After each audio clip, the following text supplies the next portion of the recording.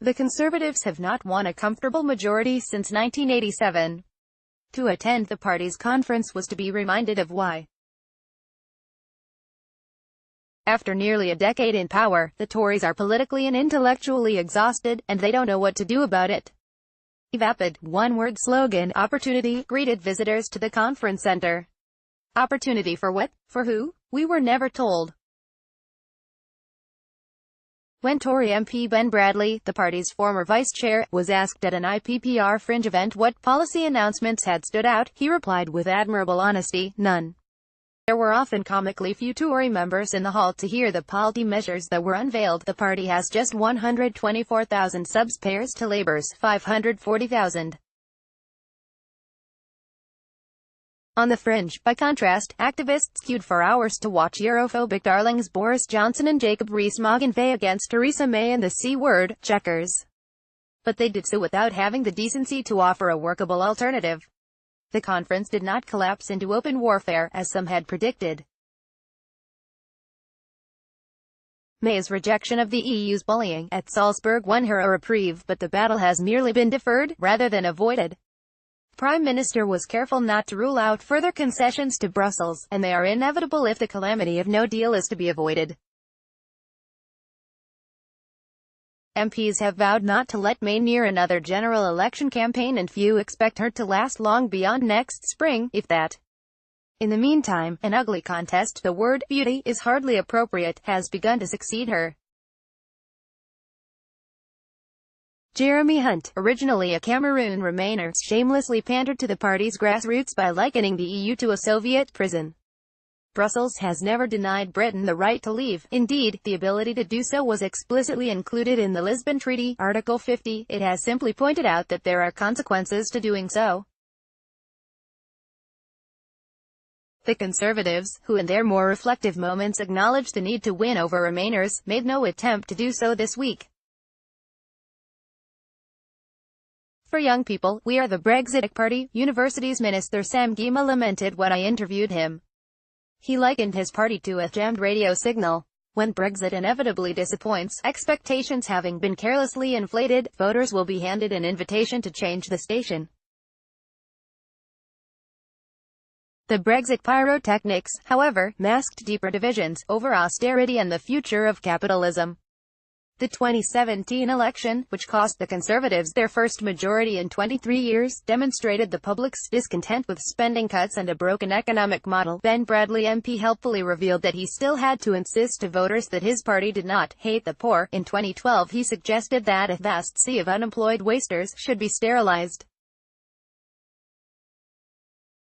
But the Tories remain profoundly split over how to respond.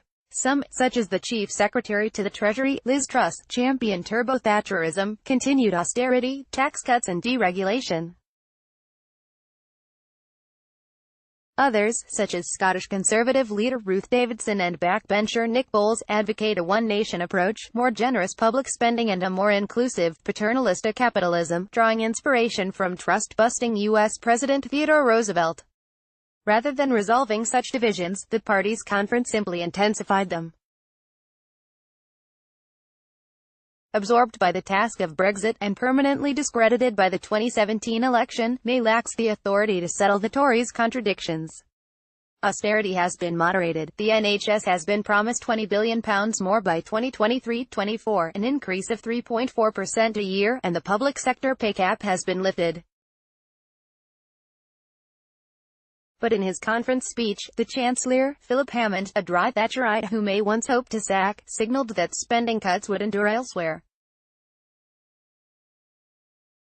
Hammond's speech encapsulated the Tories' ideological crisis.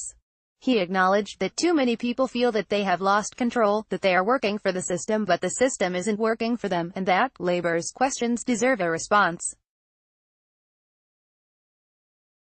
But his answers were entirely inadequate. A more agile Conservative Party would simply have annexed Labour's most attractive policies on the basis that, as Oscar Wilde observed, talent borrows, genius steals. Instead, the Chancellor ridiculed Labour's programme, railways, nationalise them, wealth, confiscate it. Run out of money? Just borrow more. Yet opinion polls consistently show that all of these policies, railway renationalization, higher wealth taxes, and greater infrastructure investment, are supported by the overwhelming majority of voters, and not without cause.